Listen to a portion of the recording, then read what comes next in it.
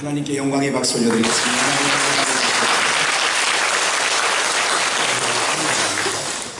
사역자들이 힘든 것을 한 단면으로 말씀을 좀 드리면, 어제 결혼을 해주셔서 또 어쨌든 제가 혼주로서 여러분들 어쨌든 정말 감사함을 드립니다. 정말 대단히 감사드리고, 정말 오래 아니면 정말 가슴 깊이 새기면서 고맙고 감사한 어제 하루였고, 우리 민 목사님을 비롯하여서 우리 장로님들 모든 분들 한 분 한 분들 정말 감사함을 드리고, 또 미처 못 오신 분들까지 포함해서 감사함을 드리고요.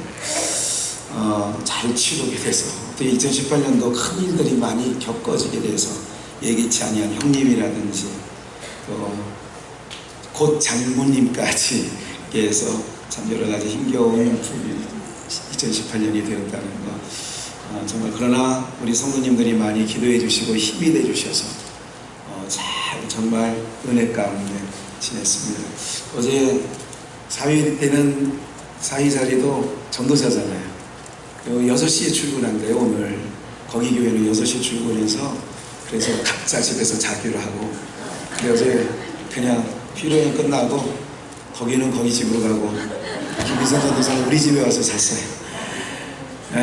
그래서 서로 첫날 그냥 각각 살던 집에서 자고, 오늘 오전 예배 마치고 이제 공항으로 가서 하와이 토요일까지 저 토요일날 오게 됩니다. 어제는 많이 기도해 주시기 바라고, 사랑해 주셔서 감사합니다. 말씀 봅니다. 마태복음 3장 1절로 10절 말씀인데요. 마태복음 3장 1절로 10절 말씀 찾으시겠습니다.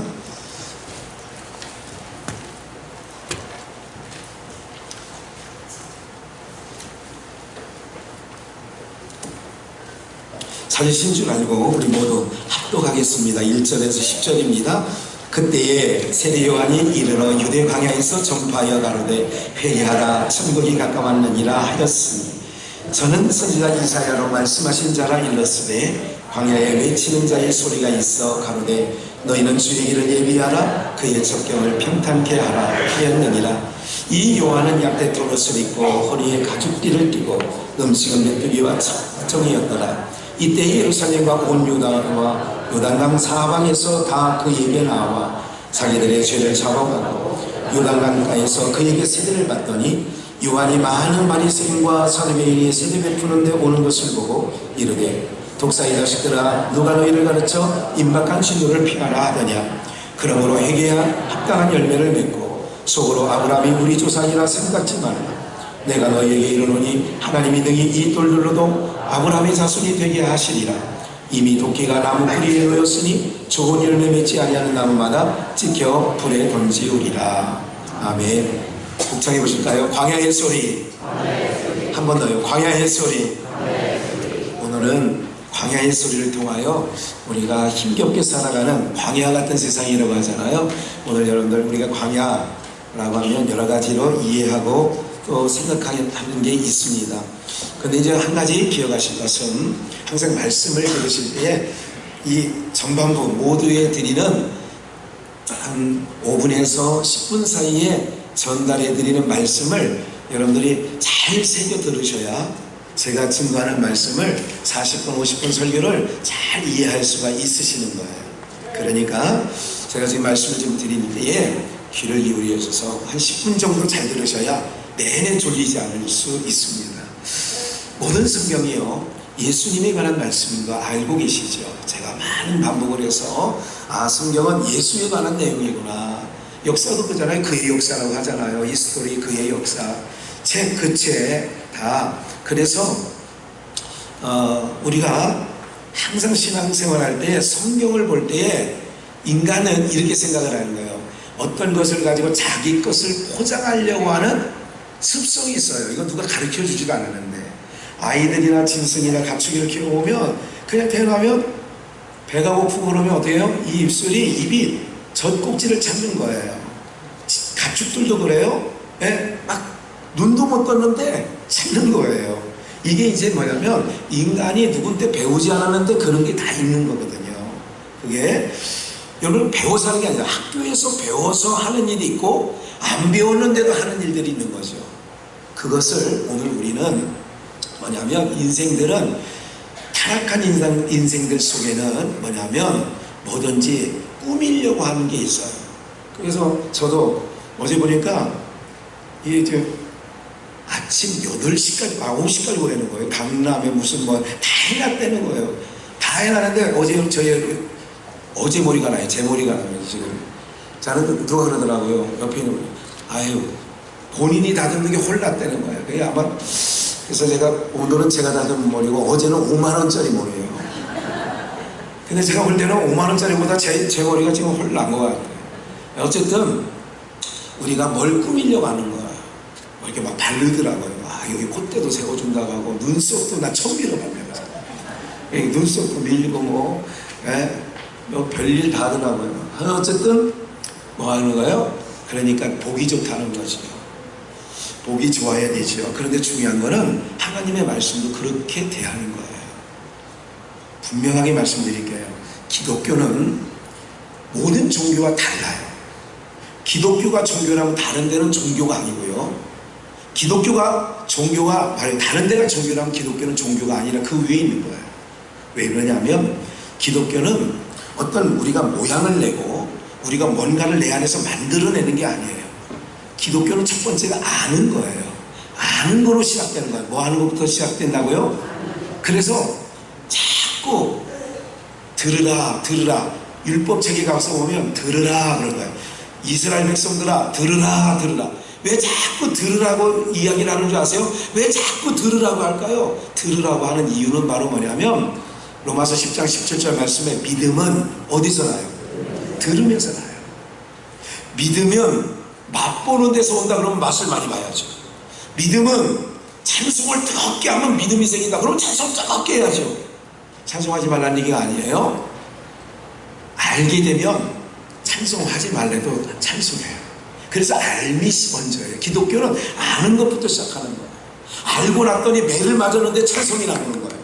알고 났더니 힘든 사자굴 속에 들어가는데도 원망하고 불평하고 막 일팔 찾지 않고 막 그러는 거예요. 소자재, 개자재 막 찾지 않고. 무슨 말인지 아시겠어요? 어떤 학교? 우리가 지난주에도 말씀드렸지만 뭐 한 20일 전에는 덥다고 비 한 번 내렸으면 좋겠다고 막 그러더니 얼마 전에 또 하나님께서 한 주간 비로 막 그냥 했더니 뭐는 지금 이제 창문 닫고 자요, 열고 자요, 밤에. 20일 전에는 온 창문 다 열어놓고 선풍기 갖다가 얼음 피트병 얼려가지고 냉동실에 그거 껴안고 죽부인인 것처럼 그거 껴안고 자고 막 별일 다 했는데 어때요? 인생이 그런 거래요. 살갗에 닿는 감촉에 따라 인간은 수없이 변하는 거라고요. 혓바닥에 오감을 느낄 수 있잖아요. 그 감 느끼는 것대로 막 사람은 그런 거, 이게 간사한 거거든요. 굉장히 그런 거예요.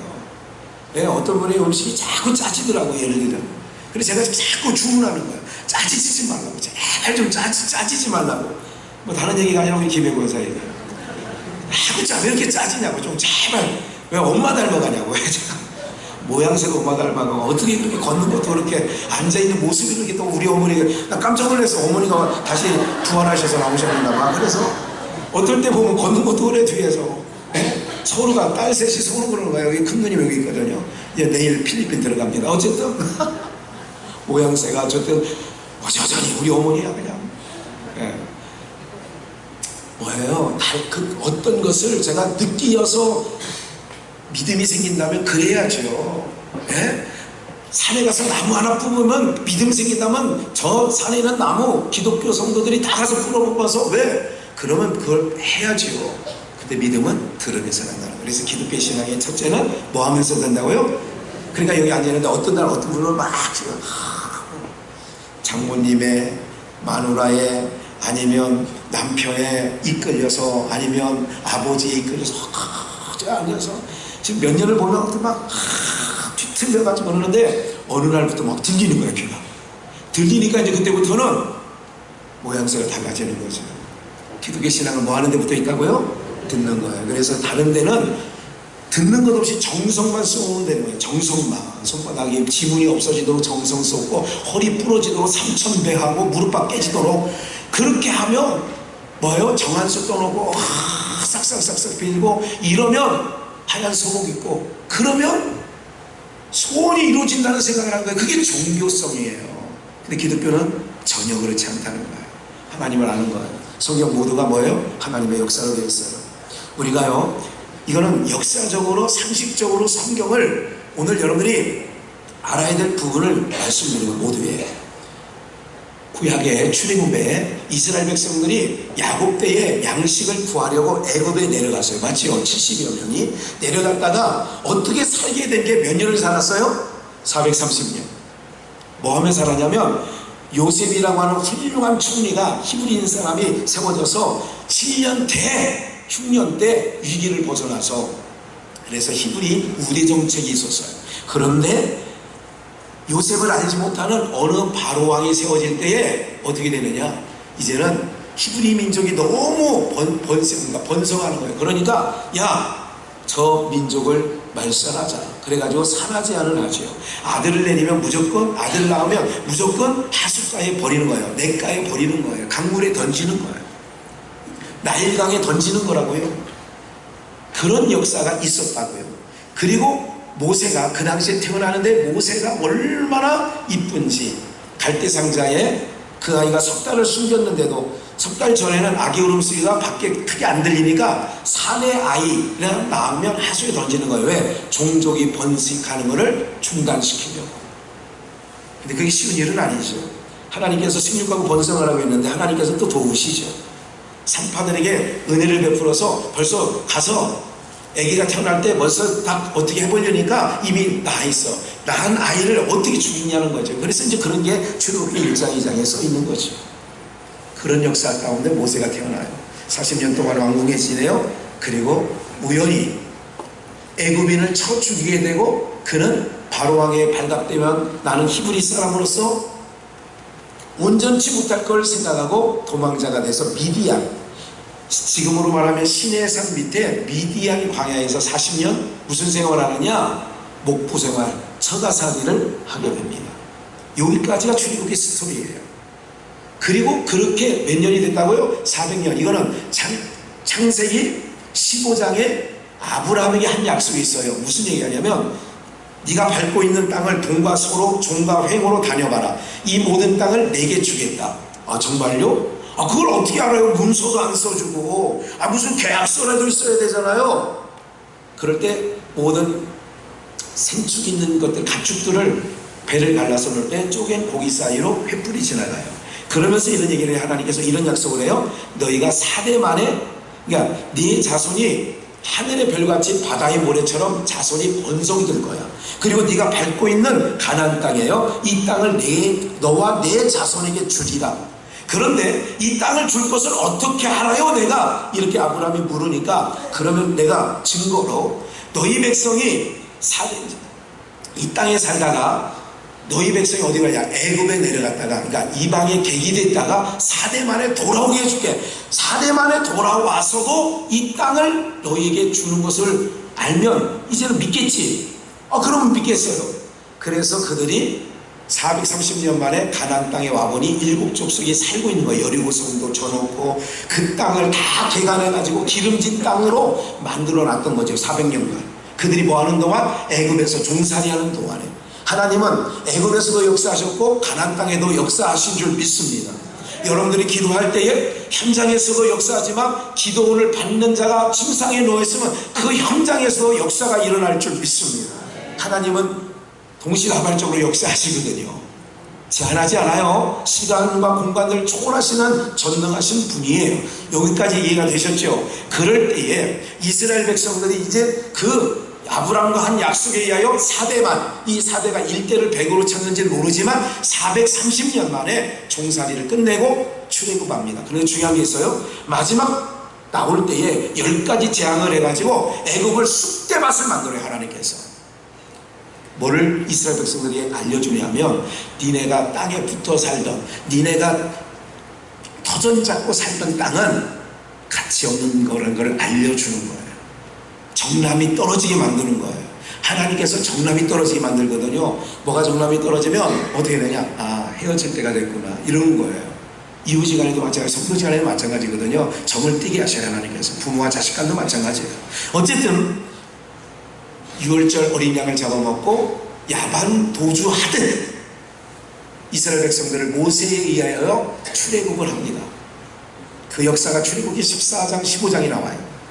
그러면 이 역사를 따라서 이제 400년 만에 종살이하던 데서 어떻게 했어요? 떠나는데 고린도전서 10장 1절 2절, 오늘 오후 설교 본문이에요. 고린도전서 10장 1절 2절에는 이 사건을 뭐라고 얘기를 하냐면 이스라엘 백성들이 홍해바다를 건넜잖아요.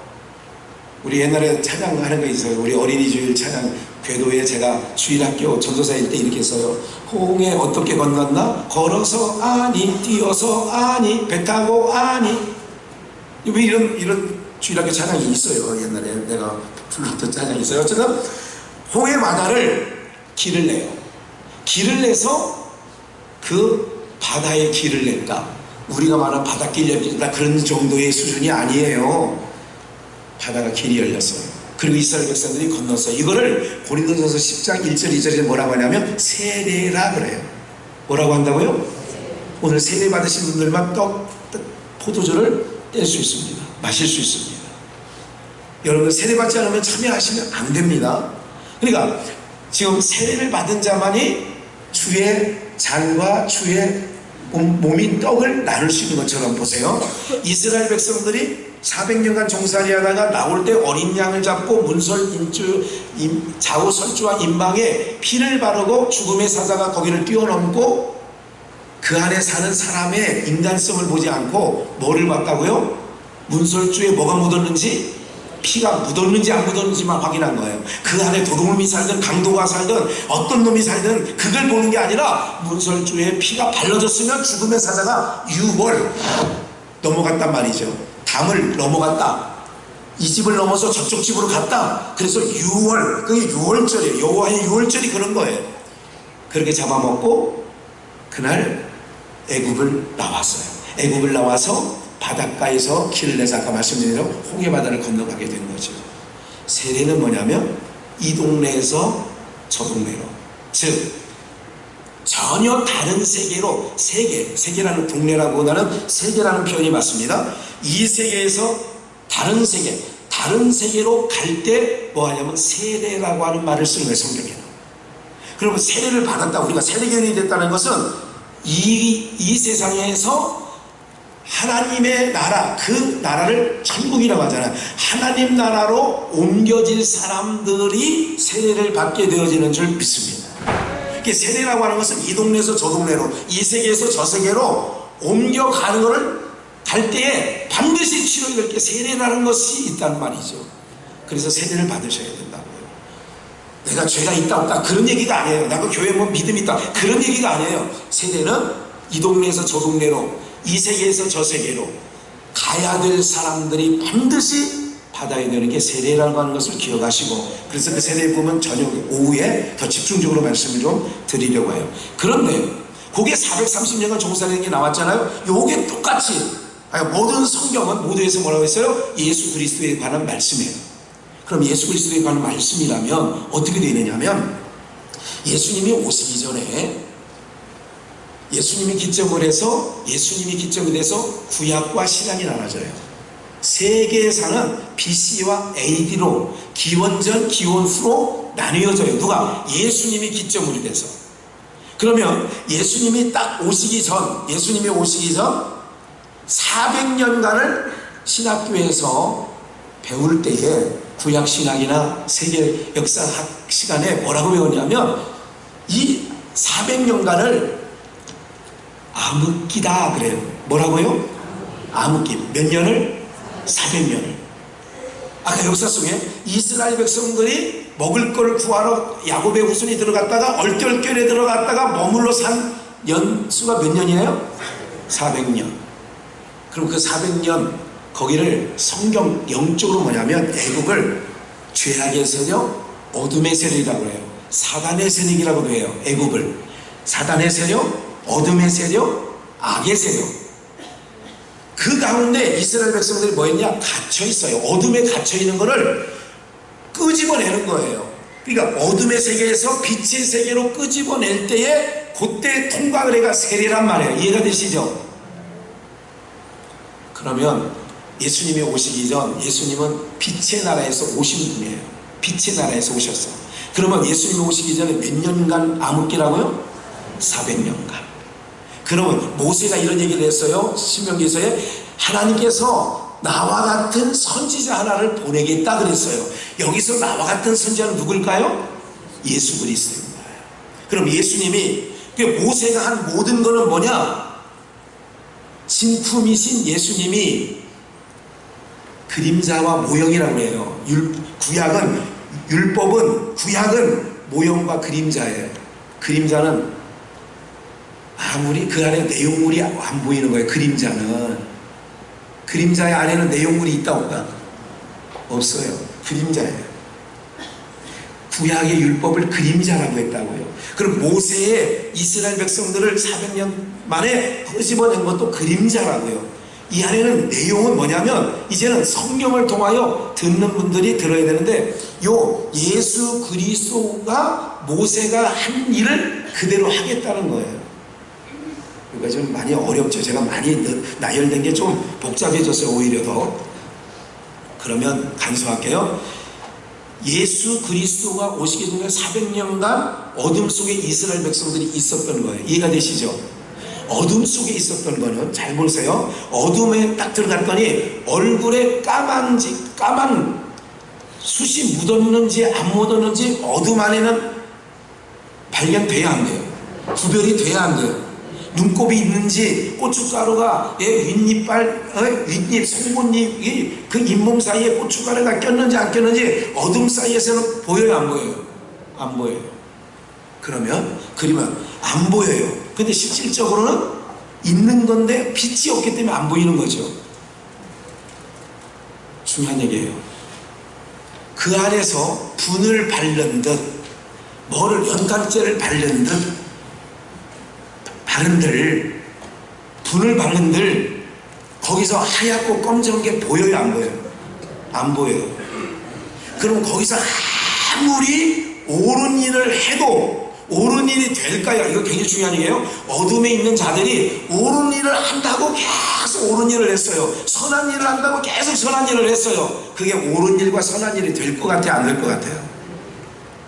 안 돼요. 그걸 빛의 나라에 계시는 하나님께서 어둠 속에 있는 인생들이 아무리 선한 일을 하고 아무리 옳은 일을 한다고 하더라도 빛의 나라에 계시는 하나님은 인정한다 안 한다 이거를. 내가 어둠 속에서 저요 빛되게 살았어요 하고 나오면 빛이신 하나님이 그래 너 빛으로 살았다 내가 알아 이렇게 인정 안 한단 말이죠. 그럼 이제 이런 감각을 가지고 말씀을 한번 보시겠어요. 마태복음 3장 1절 그때의 세례요한이 유대 광야에 전파하여 가로되 말씀을 가진 자가 성전이 되는 거예요. 말씀이 하나님이시죠. 하나님 봐요. 그 말씀이 우리 안에 계시면 그게 그래서 고린도전서 3장 16절에 너희가 하나님의 뭐라고 그랬어요? 성전이라고 했어요. 성전은 누가 계셔야 성전이 되는 거라고요? 하나님이 계셔야 성전이 되는 거라고요. 하나님을 태초에 말씀이 계시나 이 말씀이 곧 하나님이시니라 그랬단 말이에요. 요한복음 1장 1절에. 그럼 하나님이 계신다는 말과 말씀이 계신다는 것과 같은 의미예요. 그럼 여러분들이 성전이 됐다는 얘기는 말씀이 내 안에 질그릇 안에 채워졌다 그러면 여러분들도 성전이 되는 거라고요. 이해가 되시죠? 임금님이 옮겨다니면 거기가 궁궐이 되는 거라고요. 임금님이 막걸리집 주막집에 가 있으면 거기가 대궐이 되는 거라고요. 대통령이 어디 가 있으면 거기가 청와대가 되는 거라고요. 대통령이 탄 비행기를 1호기라고 한다고요. 대통령이 타는 건 헬기든 자가용이든 비행기든 다 1호기예요. 1호기. 이해가 되시죠? 제가 대대급에서 군생활을 했어요. 대대장님이 타는 차는 다 1호예요. 그래서 유병소에서 CP실로 전화가 오는 거예요. 대대장실. 제가 대대장실에 있었거든요. 유병소에서 전화가 와요. 1호차 올라갑니다. 나한테 그래요. 1호차 올라간다고. 그럼 1호차가 누구냐? 대대장인 거예요. 사단에서는 1호차가 누구냐? 사단장인 거예요. 그럼 대한민국에서 1호는 누구냐? 대통령인 거예요. 이해가 되시죠? 그분이 있는 데가 청와대예요. 그러면 왜 광야로 몰렸느냐? 성전에 있어야 될 분이 광야에 와 있다는 것은 성전 안에는 주님이 계신다 안 계시냐? 안 계시는 거예요. 그래서 상징적으로 마태복음 23장 1절부터 나가보면 거룩한 봐요. 바리새인과 서기관들이 모세의 자리에 앉았다 이렇게 얘기를 해요. 그리고 23장 24장에 넘어가면 거룩한 곳에 가증한 것들이 서 있는 것을 보거든 그때에 성경을 읽는 자들은 뭐라 그러냐? 산으로 도망가라 이런 얘기를 하는 말씀이에요. 그때 예수께서 감람산에 계시더라. 마태복음 23장 24장의 내용이 그런 내용이 있단 말이죠. 지금까지 이해는 뭐 하는 만큼만 하십시오. 어쨌든 말씀이 내 안에 있을 때 성전이 되는 거예요. 그럼 내가 사막이 되고 봐요. 우리의 심령이 황폐되어지고 황무해진다는 것은 내 안에 뭐가 없어졌다는 얘기예요? 말씀이 사라지는 거예요. 그럼 우리가 방관한 땅, 건건한 땅, 그리고 사나운 짐승이 사는 땅이 돼서, 그래서 하나님과의 관계가 끊어지고 예배가 끊어지고 말씀이 끊어진 사람은 장로님이든 목사든 가보면 뭐가 돼요? 잡초가 조가상관에 사람이 2달간 안 살면 마당에 자욱히 풀이 나는 것처럼 우리 안에 뭐가 있느냐? 사나운 짐승이 돼서 입에서 나가는 것마다 악한 말만 나가는 거예요. 누가 됐든. 그래서 하는 말이 나오는 걸 보면 그 사람이 어떤 사람인지 어떤 나무인지 안다. 그래서 입으로 들어가는 게 더러운 게 아니라 나오는 게 더러운 것 사람을 더럽게 한다. 이런 말씀도 마태복음 계속 말씀하고 있는 거죠. 그렇다면 광야에 나와 있다는 얘기는 성전 안에 말씀이 없다는 것을 기억을 하셔야 되고, 2절 회개하라 천국이 가까웠느니라. 2절 회개하라고 하는 것은 뭐냐면, 오늘 여러분 우리가 단순하게 이것 잘못했어요, 저것 잘못했어요, 고추 따먹었어요, 배추 따먹었어요 막 이렇게 하는 얘기를 죄라 게 아니라, 여기서 회개하라고 하는 얘기는 지금 내가 어둠 속에 있는 내가 하는 모든 것은 어둠이에요.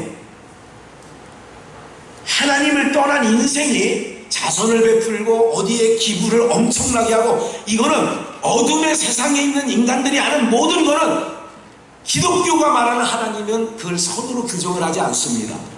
그래서 모두의 기독교가 다른 종교와 다르다는 의미를 거기다 말씀드리는 거예요. 오늘 우리가 천국이 가까웠다는 얘기는 바로 천국이 왔다는 얘기는 하나님 나라가 왔다는 거예요.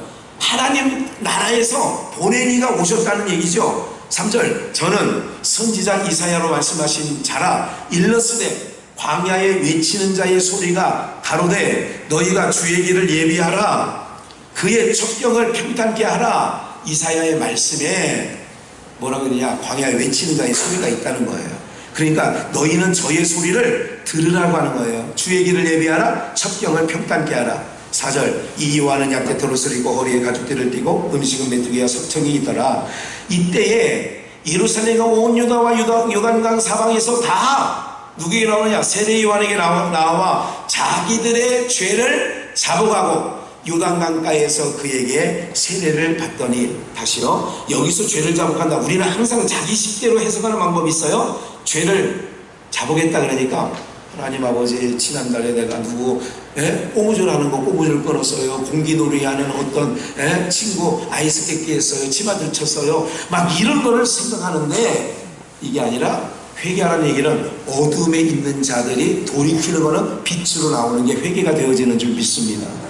다시 한번요, 하나님을 떠난 인생이 하나님께로 돌아오는 게 회개고요, 어둠에 있는 자가 빛으로 나오는 게 회개가 되어지는 줄 믿습니다. 여기서 자기들의 죄를 자복했다라고 하는 것은 하나님을 떠난 게 죄라니까요. 아담이 선악과를 따먹으면 말미암아 하나님을 떠난 거잖아요. 그게 죄라는 거죠. 자기 죄를 제복한 자들에게 뭐가 있느냐? 홍해바다를 건너는 세례의 역사가 있는 거죠. 그래서 요단강가에서 세례를 베풀어요. 세례라고 하는 것은 의식이에요. 반드시 뭐냐면 이 세계에서 다른 세계로 옮겨갈 때 세례를 반드시 받아야 되는 거예요. 그래서 세례를 받은 저와 여러분들은 이 세계가 끝이 아니라 이 세계에서 어느 세계로? 빛의 세계로, 하나님의 나라로 옮겨갈 자들이 세례를 받게 된 줄 믿습니다. 그런데요, 7절 요한이 많은 바리새인과 사두개인들이 세례 베푸는데 오는 것을 보고, 여기서 많은 바리새인이에요. 여기서 한 가지 기억하셔야 돼요. 바리새인들은요, 인간들이 볼 때는 하자가 없어요. 아까 그랬어요. 바리새인과 사기꾼들이 나와요. 지금 누구한테? 사람들이 지금 소문이 들리는 거예요. 요단강가에 이상한 짓을 하는, 이상한 일을 벌이는 거예요. 여러분, 구약에서는 세례라는 말을 쓰지 않아요. 할례라는 말을 썼다고요. 난지 8일 만에 사내 아이의 고추의 표피를 잘라가지고 8일 만에, 그래서 이방인과 이스라엘을 구별했다고요. 뭐로? 오늘 우리가 말하면 의학적으로 하면 복용수술이에요. 그 표피를 자르는 거예요. 그걸 할례라고 했다고요. 그런데 신약에 와서 처음 세례라는 말이 나오는 거예요. 이 세례라는 말을 세례요한이가 만들어 쓴 게 아니죠. 모든 게 하나님께 받아 한 건데, 바리새인은 어떤 사람이라고요? 경건한 사람이에요. 사람들이 볼 때는 뭐예요? 괜찮은 사람이에요. 하나님의 말씀대로 살아가는 사람들이에요. 기독교는 다시 한번 말씀드릴게요. 말씀대로 살아가는 게 아니라 하나님의 의를 힘입고 그 의를 힘입어 주신 분에게 그 분의 사랑과 은혜를 감사와 찬송하면서 살아가는 게 우리의 신앙의 모습이 되어져야 될 줄 믿습니다. 이게 믿음의 행위예요. 그러면서 여러분들, 우리가 뭐를 더 잘해야 되는지 아세요? 우리 종교놀이 많이 해도, 종교놀이라고 해요. 종교놀이 같다고 이게 우리가 매주일 와서 우리가 이제 순서 다 하시잖아요. 그러니까 주님의 성령, 성령의 새바람 이 땅에 불어오소서 축원합니다 하고, 종교놀이일 수도 있어요. 뭐가? 하나님과 상관없이 그냥 우리가 오늘 왔다 가는 거예요. 그럼 내 심령은 편안해져. 왜? 하나님 앞에 나 오늘 예배 드리고 왔어. 거기 정도에 머무르지 말자고요. 하나님을 알게 됐더니 우리 기독교 신앙은 어떤 건지 아세요? 환경과 상관없이 감사와 찬송이 넘치는 것이 기독교 신앙의 믿음입니다. 환경과 상관이 없어. 장사가 잘 되고 말고 하는 거 없어. 잘 될 때는 할렐루야, 안 될 때는 죽수고 이러는 게 아니에요. 내 자녀가 막 잘 되고 100점 맞으면 아이고 하나님 지혜여 감사해요. 0점 맞으면 이 새끼야 너 어디 속에서 나왔어? 네 예비를 닮아가지고 왜 꼭 잘못되면 네 예비 닮은 거야? 어떻게 해? 자기 닮은 건 하나도 없어. 어쨌든 그게 아니라 아이가 0점을 맞아오든 내 사업장이 조금 안 되든 이거 상관없이 어떻게 된다고요? 하나님의 백성들이 진정한 은혜를 깨닫고 주님 보좌 앞에, 여러분 진정한 은혜를 받고 구원함을 받은 사람들은요, 이 땅의 환경과 상황에 따라 내가 감사 조건이 없어지고 찬송할 내용이 없어지는 게 아닌 줄 믿습니다. 의사가 암이에요. 그래도 아이고 하나님 암이라네요. 아이고 내가 이거 참 그동안 내 몸을 잘 관리하지 못하는 거 용서해 주시고, 그래도 내가 이 암을 끌어안고 사는 동안 찬송과 감사를 잊지 않고 살아가게 하여 주세요. 달라야 돼요. 뭔가가. 우리는 다른 종교와 다르거든요. 망한 중에서도 하나님 내가 얼마나 요즘에 교만하게 떨고, 하나님 요새 하나님 모습 건방졌죠. 죄송합니다. 그러나 주님이 나를 구원하신 구원은, 사업 망한 게 우리의 구원을 없이 하지 못한단 말이에요. 이해가 되세요? 내 삶이 좀 실패했다고 그 실패함이 하나님이 내게 베풀어준 구원을 없이 할 수 없는 줄 믿습니다. 그래서 없이 할 수 없는 그 구원 때문에, 그래서 우리는 망한 중에도 감사하는 거예요. 실패한 가운데서도 감사 찬송이 나오는 거예요. 이게 하나님의 특권이에요. 하나님의 백성들의 특권이라고요. 이 특권을 마음껏 누리시기를 주의 이름으로 축원합니다. 저는 미쳤잖아. 세상 사람들이 보는 건 미친 거예요. 아니 저거 다 망해가지고 거들났는데 아이고 저놈이 저게 그래도 큰 소리 치고 사네. 왜 그런지 아세요? 하나님의 구원은 없어지지 않기 때문에 그런 거예요. 우리를 불러주신 하나님의 은혜는 사라지지 않기 때문에 내 상황과 그 은혜와 사랑을 비견하지 마시란 말이죠. 분복이에요. 내가 실수할 수 있죠. 운전 잘못하다가 목사 오늘 새벽 예배 드렸다고 해서 목사가 가다가 접촉사가 안 날 수 있냐고요. 날 수도 있다니까. 여러분들 제 수가 없어서요 너 선발해요. 그러면서도 우리는 이렇게 배우지요. 하나님 다리가 하나가 골절이 됐대. 하나님 목이 골절됐으면 어떻게 할 뻔했어요. 하나님 감사해요. 이런다니까. 근데 세상 사람들이 미치는다고 내고 그런 거예요. 우리는 어떤 상황, 이 세상 상황이 주님이 주신 은혜는 세상 상황과 상관없이 주신 은혜인 줄 믿습니다. 근데 왜 우리는 상황에 따라 자꾸 하나님 앞에 나가는 거를 이상하게 나가느냐 말이죠. 내가 좀 잘 되면 할렐루야 놀렐루야 막 그러면서 그런 거야. 나도 놀랬어. 어이구 놀랬어. 어이구 놀렐루야 막 깜짝 놀랐다 이거야. 하나님 앞에 어이구 하나님 이렇게 나 놀래게 해주세요. 대박이네 대박. 그럴 때는 막 하고 되고 조금 뭐가 안 되면 모습 보면 다 알아봐요. 저 사람 오늘 사업이 잘 안 되는구나. 식당인데 밥그릇이 지금 밥그릇이 잘 안 팔리나 보네. 다 알아. 모습 보면 뭐가 안 나야 돼요? 우리 특히 장로님들 티 안 나야 돼. 티. 저분이 좋은지 나쁜지니까 티가 안 나야 돼. 저분이 날 좋아하는지 싫어하는지가 티가 안 나야 돼. 권사님들 얼굴 뭐 안 내야 된다고? 주일학교에가 딱 권사님 얼굴 딱 받아 아유 티난 거야 그거 벌써. 부엌에서 밥을 떠주는데 아이고 맛있는 게 있어서 오늘 맛있는 거 몇 개 있어요. 자두 진짜 여러분 어렸을 때 먹던 자두보다 더 맛있는 자두를 오늘 식사를 꼭 하면 드릴 거예요. 식사를 하고 가시면 못 드리고 어쨌든 어디요? 맛있어서 이거 얼굴 보니까 주는 안수지 싸는 권사님 벌렸다가 가지려 갔다가 어우 무섭네. 이러면 안 되는 거예요. 티가 안 나야 돼. 우리 사랑하는 여러분들 하나님의 은혜와 구원함을 받은 사람은 뭐 하려고 살아야 돼? 저 사람이 실패했는지 부도 났는지 망했는지 뭐가 안 나야 된다고? 티가 안 나야 돼요. 티가. 왜? 하나님이 주신 은혜는요 세상의 환경과 여러분 환경 때문에 그 은혜가 무너지는 게 아니거든. 없어지는 게 아니거든요. 이해가 되세요? 그래서 항상 그 얼굴로 나오는 거예요. 네? 항상 좋은 거죠. 왜? 이 육체는 좀 이따 나와요. 말씀 속에 너무 오늘 길게 해서 죄송해요. 요한이 많은 말에서 그렇게 말하면서 볼까요? 이사야 40장 1절을 보겠어요. 그 말씀에 똑같은 내용이 있는 거예요. 독사에서 그렇게 했잖아요. 이사야 40장 1절 너희 하나님이 가라사대 너희는 내 백성을 너희는 위로하라 내 백성을 뭐하라고요? 그러니까 인간들은 자기 식대로 해석하는 방법이 있다고 했죠. 위로 그러면 어떤 것밖에 생각이 안 나요? 울고 있는데 마음이 상한 사람 아이고 등 뜨거라면서 아이고 어떻게 막 위로하는 거 있잖아요. 왜? 우리식으로 위로하는. 그러니까 우리식으로 위로하는 거를 하나님이 내 백성을 위로하라 선전을 보내면서 그 식으로 이해를 하는 거예요. 근데 하나님이 그래서 성경을 배워야 된다니까요. 여러분들 식으로 국어사전적으로 낱말풀이하면 결코 성경은 올바르게 해석되지 않아요. 2절 너희는 정당히 예루살렘에 말하며 그에게 외쳐 구하라. 그 무슨 때가 끝났어요? 복역의 때가 끝났고 복역의 때가 끝났다는 것을 말해주면 위로가 되는 거예요. 오늘 8.15 특사 그러니까 앞으로 6개월이 걸어가고 하는데 8.15 특사래. 갇혀있는 사람에게는 그게 위로가 돼요 안 돼요? 안 갇혀있는 사람에게는 나 원래부터 자유예요. 원래부터 자유인데 뭘 그게 바리새인과 사두개인들이 그런 모습을 바꾼 거예요. 하나님이 보실 때는 그놈들이 어둠이야. 근데 자기네들 보기에는 굉장히 경건 생활을 한 거예요. 어둠 안에서 경건 훈련을 한 거야. 근데 하나님은 인정 하나 안 한다. 그러니까 독사 이 새끼들아 아까 그렇게 한 거예요. 이 독사 이 새끼들아.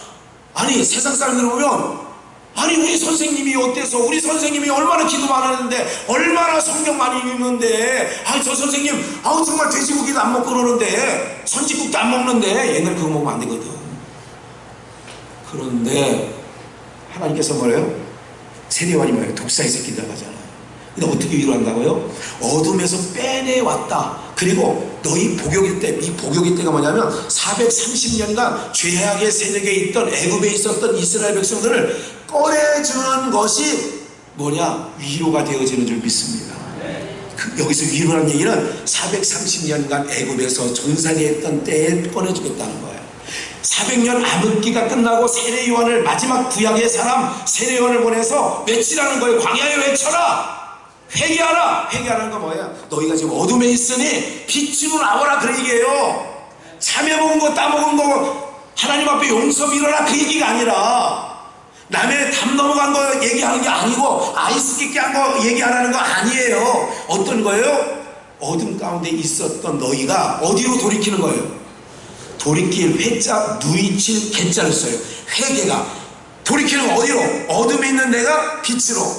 세상에 있는 모든 사람들이 하나님만이 빛이신데 빛을 떠나 있는 게 어둠 속에 있는 거라. 그래서 세상은 어둠이에요. 어둠에 있는 자들이 주님께로 온 걸 빛으로 왔다 그러는 거예요. 그걸 뭐라 했냐? 회개한 거예요. 그럼 여러분들 교회 안에 세상에 있다가 교회에 온 것만으로도 여러분들은 뭐 한 거예요?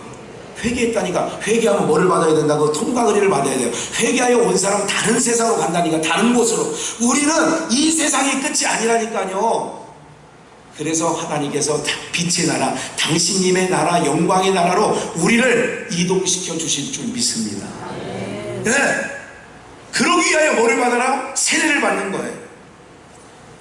복역의 때가 끝나고 그 죄악의 사함을 입었느니라 그러잖아요. 400년의 암흑기, 430년간의 애굽의 종 때 복역의 때가 끝난 거예요. 죄악에서 사함을 받고 애굽에서 출애굽하는 거예요. 우리를 죄와 사망 가운데서 암흑에서 예수 그리스도로 말미암아 물과 피를 쏟으심으로 말미암아 어린 양을 잡아서 문설 임방에 바르듯이 예수 그리스도의 십자가의 피 주의 보혈 뭐이다? 능력이 또다. 주의 피와 믿으오. 주의 보혈 능력이 있다. 어떤 능력? 죄에서 건져내는. 복역의 때가 그의 피 흘리심으로 말미암아 어떻게 되냐? 옮겨가는 거예요. 무슨 말인지 아시겠어요? 그러기 위하여 마지막 선지자로 온 세례 요한의 사역이 뭐냐? 어둠에 있는 자를 빛으로 토스하는 거야. 어둠에 있는 자를 빛으로. 그래서 요한복음 1장에 세례 요한의 사역이 정확하게 나오는 거예요. 그는 참빛이 아니요 빛으로 인도하는 자예요. 이 빛으로 인도하는 자라니까. 인도하는 자. 그게 주의 길을 예비하고 천경을 평탄케 하는 일이다. 그 말씀이 이사야 40장에 있는 말씀이 그대로 마태복음 3장 오늘 본문에 나오는 거죠. 이걸 큐티하면 내가 이루는 게 아니라니까요. 예수가 이룰 일을 다 성경은 기록해놨단 말이죠. 그래서 큐티는 함부로 하는 게 아니에요. 여러분들이 성경 구절 읽고 여러분들에게 적용하지 마시라니까. 적용은 예수님에게 다 적용되는 거예요. 모든 말씀은 예수님에게 다 적용되는 줄 믿습니다. 우리는 뭐예요? 성경 읽으면서 하나님 감사해요. 주님 때문에 나 살았어요. 하나님 나를 어둠에서 빛으로 하나님 주님 때문에 나 살게 됐어요. 요 은혜를 여러분들이 늘 항상 마음에 품고 어떻게 해요? 안 되는 일이 세상에 더러더러 있다 할지라도 자주자주 있다 할지라도 그것 때문에 실망하지 말고 주신 은혜를 뭐예요? 감사 찬송함으로 나가시기를 주의 이름으로 축원합니다. 그래서 3절 외치는 자의 소리여 봐요. 외치는 자의 소리요. 그러니까 광야에 소리가 있는 거예요. 세례 요한이에요. 너희는 광야에서 여호와의 길을 예비하라. 사막에서 우리 하나님의 대로를 평탄케 해라. 이게 세례 요한의 사역이었다는 광야의 소리였다는 거예요. 외치는 자의 소리여 그랬잖아요. 골짜기마다 돋아지며 산마다 사절 낮아지고 모든 육체가 그와 함께 보리라. 여호와의 영광을 5절에 모든 육체가 함께 보는 거예요. 그러면서 6절 말하는 자의 소리여 가로되 외치라. 뭐라고 외치리까? 대답하되 내가 무엇을 외치리까? 계속해서 모든 육체는 풀이요. 우리 한번 이거 읽어볼까요? 시작. 가로되 모든 육체는 풀이요. 그 모든 아름다움은 모든 육체는 풀이요. 굉장히 마음에 제가 이 말씀 깨닫고 얼마나 좋은지 알아요. 모든 육체는 제가 베드로 사도에게도 이런 말씀이 있어요. 성경에 모든 육체는 풀과 같고 그의 영광은 풀의 꽃과 같으니 풀은 말리고 꽃은 떨어지고 시드나 하나님의 말씀은 세수토록 있더라. 이게 베드로 사도도 이 말씀을 응용했거든요. 하여 이 말씀이 모든 육체가 풀이라는 건 뭐냐면 어둠 속에 있는 아까 했잖아요. 바리새인과 사두개인들이 나오죠. 육의 눈으로 볼 때는 성령의 눈이 아니라 인간의 육으로 볼 때는 경건주의자고 괜찮게 하는 거예요. 여러분들이 신앙 괜찮게 하는 것처럼 사람이 보이더라도 하나님이 아니다 그러면 아닌 거라니까요. 그러면 모든 육체가 뭐라고요? 풀이에요. 예수와 관련되지 아니하고 내가 경건훈련하고 예수님과 상관없이 한 모든 인간들의 삶을 뭐라고 하느냐면 모든 육체가 풀이라는 거예요. 사두개인과 바리새인들이 그동안 자기네들의 삶을 기특하게 사는 모든 것들이 뭐냐? 풀이에요. 아이고 우리 라페님 우리 선생님 대통령이 됐으면 국회의원이 됐으면 뭐예요? 그 모든 아름다움은 들의 꽃과 같이 떨어지고 시들고 다 떨어지는 거예요. 이해가 되세요? 무슨 얘기인지? 인간들이 어둠에서 한 모든 것들이 뭐냐? 육이라는 거예요. 풀이라는 거예요. 다 배임을 받는다는 거예요. 그러니까 오늘 그래서 예수 안에서 살아가는 자가 은혜 받은 자들인 줄 믿습니다. 좀만 더 볼까요? 그래서 7절 풀은 마르고 꽃은 시듬으로 여호와의 기운이 그 위에 불미라 이 백성이 실로 풀이로다 그러잖아요. 어디 가운데 있다고요? 세례 요한에게 세례를 받으러 오는 자들이 다 어디서 나오는 거야? 풀 가운데서. 그의 영광은 꽃과 같은 거예요. 다 없어지고 시든 거예요. 그러니까 육체가 있고 하는 모든 일들은요, 명예를 얻어도 부를 축적해도 많이 공부를 해서 이렇게 해도 세상 끝장 가보세요. 장례식장 가보시라고요. 다 장례식장 가보니까 남아있던가요? 다 시들고 없어지던가요? 에? 육체가 그분이 한 거, 우리 형님 지난번에 장례식을 치를 때 보니까 61예요. 다 없어져. 다 없어져. 뭐 있는 게 남는 게 하나도 없어. 뭐만 남아있다고요? 하나님의 말씀만 남는 거예요.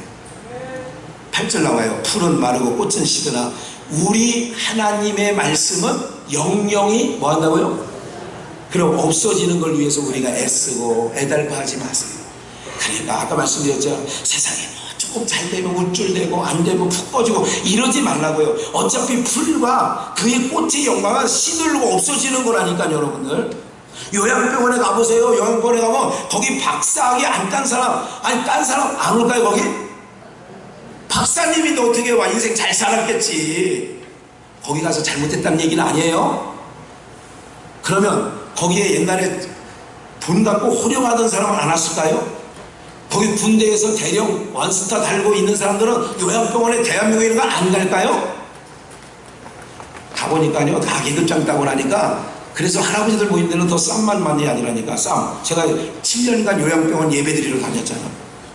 쌈이 많아. 누가 제일 요양병원에서 견디기 어려운지 아세요? 세상에서 잘 나갔던 사람들이, 그 사람들은 반드시 치매 걸려야 거기 들어가면 좋아. 맨정신으로 가면요, 만약에 군에서 별 2개 달고 있던 사람이 만약에 요양원에 가셔서 그럼 정신 말짱해. 그럼 그 사람은 거기 있으면서도 무슨 노릇 할까요? 사단장 노릇해. 사단장 노릇. 같은 방 3명이 있으면 가물 떠와. 왜 하던 걸 맨날 만나. 근데 이 사람이 그래서 제정신으로 가야 되겠어요?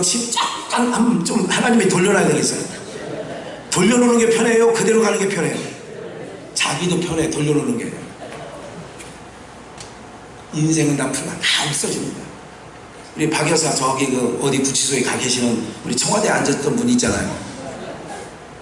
그의 영광은 뭐같이 됐다고요? 꽃같이 시들고 떠들었잖아요. 사랑하는 여러분, 오직 하나님의 말씀만 영영이 서는 거예요. 광야의 소리가 뭔지 아세요 여러분들? 오늘 사랑하는 여러분, 광야의 소리는 오직 천상의 소리요, 하나님의 소리로 그 말씀만이 영영이 서게 되어지는 줄 믿습니다. 그래서 여러분들이 자꾸 교회를 나와야 돼요. 가서 자꾸 말씀을 들어야 돼요. 왜? 세상에는 모든 것들은 잘 되는 것 같지만 어느 날 사냥길에 들고 올라가는 것 같지만 그러는 거예요. 다. 예? 누가 그러더라고요. 아니 다른 단들은 다 져도 일본만 이기면 되는데 어제 그래서 기분 좋게 해서 주무셨죠 어제? 예? 아니 축구를 전반전 하는데 전반전에 하여가 몇 번 넣었으면 자기네들도 신세 피곤하지 않았을 텐데, 그쵸? 조그만 임채강 집사처럼 발만 한 사이즈만 길었으면 쭉 밀고 그냥 그거만 꼬리고 됐어도 연장전 안 들어갔을 텐데. 그래도 어쨌든 저만한 키, 저보다 좀 더 큰가 아이가 제일 망둥이가 넣어서 이기긴 했습니다만 다 어떻게 해요? 그거 얼마나 가요? 88 우리가 2002년 월드컵 때 4위 했던 거, 월드컵 2002년 4위 했던 거 지금 여러분 머릿속에 어때요? 지난 월드컵 때 예선 탈락하고 나니까 4강 했던 것이 영광이 남아있어요 없어요? 만족해요 안 해요? 안 하지. 다 없어지는 거예요. 광야의 소리가 뭐예요? 바로 하나님께서 주시는 말씀이 오늘 우리에게 들려지면 이쪽 동네에서 저쪽 동네로 가게 되고 세대 가운데 거하여 하나님의 은혜를 늘 찬송하며 감사하며 살아가는, 내 형편과 처지와 내 상황이 어떻든 상관없이 그러한 하나님의 기쁨이 되어지는 주의 백성 되시기를 주의 이름으로 축원합니다. 그 소리를 듣고 날마다 우리는 깨어서 경성하고 각성하여서 하나님 보좌 앞으로 오늘도 내일도 나가는 거예요. 그래서 세상 잘 되든 안 되든 상관없이 우리는 찬송하고 상관없이 우리는 감사하고 그런 하나님의 친백성 되시기를 주의 이름으로 축원합니다. 기도하시겠습니다. 살아 역사하신 하나님 아버지, 주님의 은혜 감사를 드립니다. 광야의 소리, 그것은 아버지 하나님 땅의 소리가 아니요 천상의 소리였고, 하나님 우리를 흑암에서 결박에서 그리고 또한 아버지 복역에서 우리를 건져주시는 아버지 하나님 주신다는 메시아를 보내준다는 소리였고, 그 소리를 듣는 자들마다 다 와서 회개하여 세례를 받고 예수님께로 나아가는 은혜가 있었던 것처럼 오늘 우리가 세례를 받고 하나님 앞에 나온다고 하면서도 날마다 우리는 이전의 삶을 버리지 못하고 어떤 상황 속에서도 감사와 찬송함을 잃어버리고 원망과 불평하고 살아가는 우리의 모습을 볼 때에 하나님 아버지 우리를 긍휼히 여겨 주시옵소서.